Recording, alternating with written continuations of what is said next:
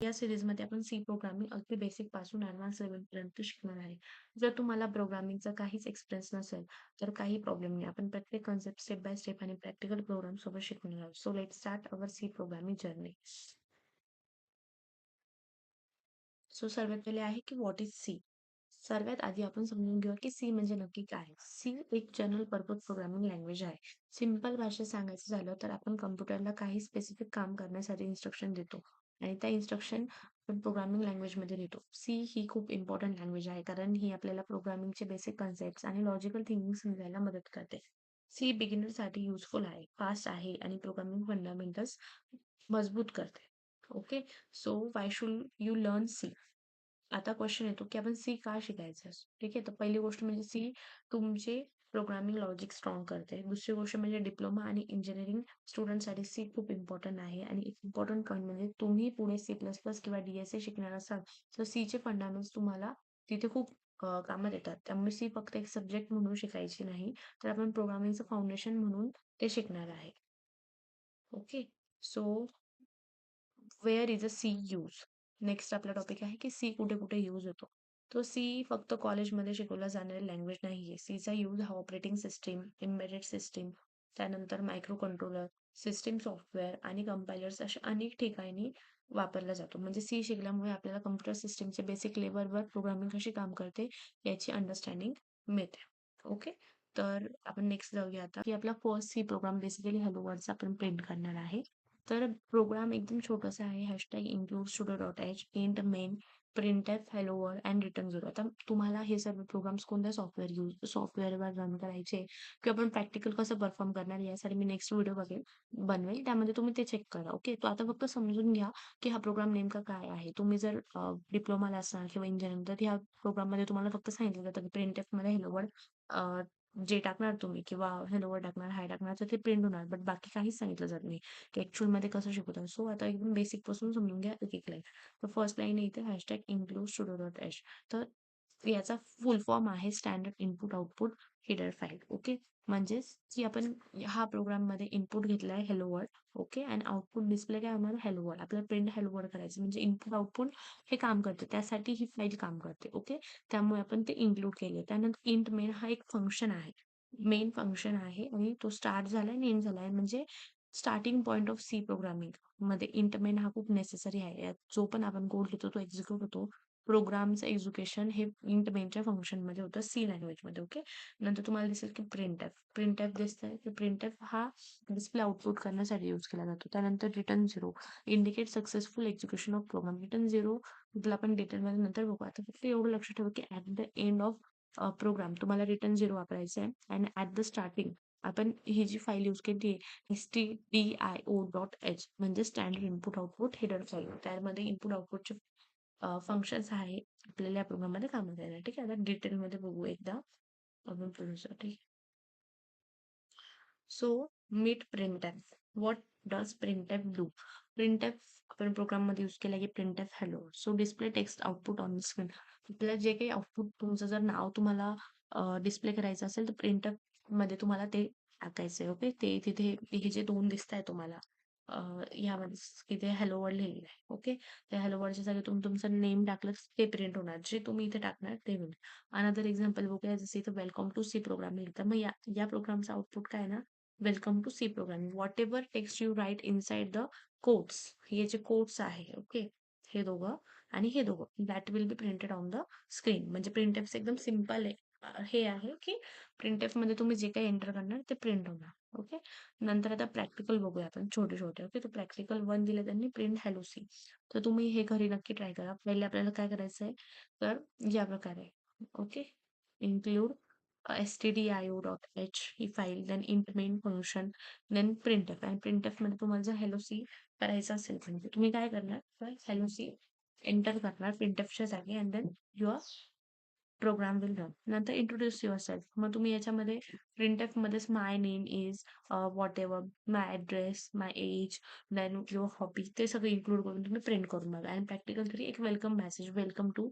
आता जसं मी तर लिहिलं की वेलकम टू टेक मेसेजवर, तर तुम्ही तुम्ही welcome to my Chrome, welcome to my Google असं काही हे प्रॅक्टिकल तिघी पण सॉल्व करा. ओके, त्यानंतर आता इथे दिलं प्रिंट मल्टिपल लाईन्स. ओके. आता जर एक लाईनवर मी टाकलं, पहिल्या लाईनवर सेजल आणि मला जर दुसऱ्या लाईनवर काही पाहिजे असेल, म्हणजे इथे आपण दुसऱ्या लाईनवर पण भरपूर सारे मेसेज, मल्टिपल लाईन्सचे मेसेज मला प्रिंट करायचे असतील, तर आपण काय करणार, कसा यूज करणार प्रिंटचा ते आपण बघूया. ओके. सो इथे तुम्हाला एक प्रोग्राम दिसतोय स्क्रीनवर, ज्यामध्ये हॅशटॅग इन्क्लूड stdio.h ही फाईल इन्क्लूड केलेली आहे.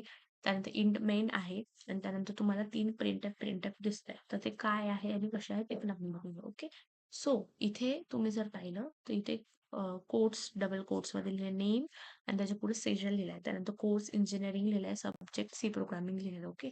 तर तुम्हाला मल्टिपल लाईन्स हे तुम्हाला रन करून बघायचे असेल तर कोणत्या प्रकारे करायचे. ओके. याचं आउटपुट कसं येणार, तर मी तुम्हाला हे इझी वेने तुम्हाला सांगते. तर आउटपुट याचं कसं येणार बघा. Name Sejal course engineering subject C programming, म्हणजे एका लाईन खाली आलेलं. ओके. म्हणजे आपण लाईन इथे काय केले, वन बाय वन. जर मी असं केलं असतं की सेजल आणि त्याच्या पुढेच मी कोर्स इंजिनिअरिंग, तर काय झालं असतं, आउटपुट हे एका लाईन मध्ये प्रिंट झालं असतं. ओके.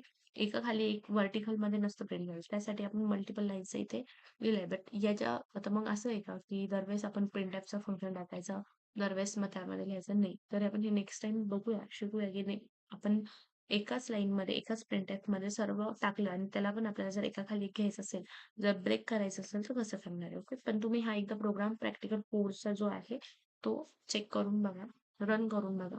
ठीक आहे. आणि आता इथे 5 नंबरचं प्रॅक्टिकल मी तुमच्यासाठी दिलं. Create a program that display any 3 motivational message. Okay. So it should be learn C, build logic, became a better programmer. तुम्ही हे पण करून बघू शकता. तर तुम्ही हे मल्टिपल लाईन्सचा प्रोग्राम आणि हे वरचे 3 प्रॅक्टिकल सॉल्व्ह करून बघा. ठीक आहे.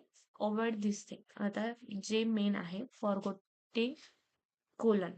Okay. Every statement must end with semicolon. Sorry, forwarding semicolon होता. Every statement must end with a semicolon. तो printf हा नुसतं लिहिलं तर प्रोग्राम रन होणार नाही. हे खूप बेसिक आहे. मी प्रत्येक गोष्टी बेसिक लेवल पासून तुम्हाला सांगते. तर printf तुम्हाला ब्रॅकेट मध्ये हाय लिहिल्यानंतर डबल कोट्स टाकल्यानंतर ऍट द एंड तुम्हाला इथे सेमिकोलॉन लावायचंच आहे, तरच प्रोग्राम रन होईल. त्याच्यानंतर मिस स्पेलिंग करतात भरपूर जण, केस सेन्सिटिव्ह. आणि ही सी प्रोग्रामिंग जी आहे ना, केस सेन्सिटिव्ह लँग्वेज, म्हणजे असं नाही की आता इथं पी जो दिलेला आहे कॅपिटल आहे, बाकी सर्व तुम्हाला स्मॉल लेटर मध्ये दिसेल. तर तुमच्या मनाने तुम्ही गेलं की प्रिंटेड हा पूर्ण वर्ड तुम्ही जर कॅप्स लॉक मध्ये ऑन करून पूर्ण कॅपिटल करून टाकला आणि रन केलं तर होणार नाही. यालाच म्हणतात केस सेन्सिटिव्ह. म्हणजे जे गोष्ट तुम्हाला दिलंय ते तसंच पाहिजे. लाईक आता इन्क्लूडचा जो आहे, जर तुम्ही तो कॅप्स लॉक मध्ये ऑन करून तुम्ही जर त्याला कॅपिटल केलं, ओके, कॅपिटल करून टाकलं, तर तो प्रोग्राम रन होणार नाही. त्याला जर त्यांनी स्मॉल लेटर मध्ये ठेवलं तर तुम्ही पण स्मॉल लेटर मध्येच ठेवायचे. ओके. तुमच्या मनाने काहीच करायचे नाही. त्यानंतर मिसिंग काय, आता फंक्शन्सला भरपूर जण काय करतात, इंट मेनचं फंक्शन आहे तर हे इकडे लावणार बट इथे विसरून जाणार. तर अशा गोष्टी तुम्ही अवॉइड करा. त्याच्यानंतर रॉंग कोटेशन मार्क. आता जर तुम्ही पाहिलं की प्रिंटअप मध्ये डबल कोट्सच यूज केलेलं, सिंगल कोट्स यूज केलेले नाही. सो तुम्ही डबल कोट्सच यूज करायचे. Curly single quotes, not a curly, single कोट्सच यूज करायचे. भरपूर जण कर्ली कोट्स टाकून देतात किंवा एकच कोट यूज करतात, तरीही प्रोग्राम रन होणार नाही. Okay. and code outside let into the main function. All your program statement must be inside the main function body. So आज आपण काय काय शिकलो की व्हॉट इज सी. सी एक जनरल प्रोग्रामिंग लँग्वेज आहे. ओके. जी तुम्हाला डिप्लोमाला इंजिनिअरिंगला फर्स्ट सेमलाच असते. त्यानंतर सी प्रोग्रामिंग जर तुम्ही डिप्लोमाला इंजिनिअरिंग नसलं तर सी प्रोग्राम पासून स्टार्ट केलं तर तुमचे बेसिक्स एकदम क्लिअर होतात. आपण लर्न का केले पाहिजे C, why, where is C use, structure of C program. त्यानंतर स्ट्रक्चरमध्ये तुम्ही पहिला हॅशटॅग इन्क्लूड stdio.h, त्याचा मिनिंग मी तुम्हाला सांगितलं, स्टँडर्ड इनपुट आउटपुट फाईल. त्यानंतर इंट मेन फंक्शन बद्दल पाहिलं, प्रिंटेड फंक्शन बद्दल पाहिलं आणि रिटर्न झिरो बद्दल पाहिलं. So your day one challenge is की write a C program that display hello, I am your name, I am learning C, my goal is to become a great programmer. Okay. So हे तुम्हाला print करायचं आहे. त्यानंतर can you write it with looking at the previous signature. तुम्ही हे बघून करता का कसं करता हे पण तुम्हाला बघायचं. ओके. तुम्ही यासाठी VS कोड पण यूज करू शकता किंवा देव सी प्लस प्लस हा बेसिक सॉफ्टवेअर आहे, त्यामध्ये तुम्ही हे प्रोग्राम लिहून बघू शकता. ओके. आणि आता उद्या आपण काय शिकणार आहे की variables and data types. What is variable, त्यानंतर int, float, char, how to store data in C, हे सर्व आपण बघणार आहे. ओके. सो आजसाठी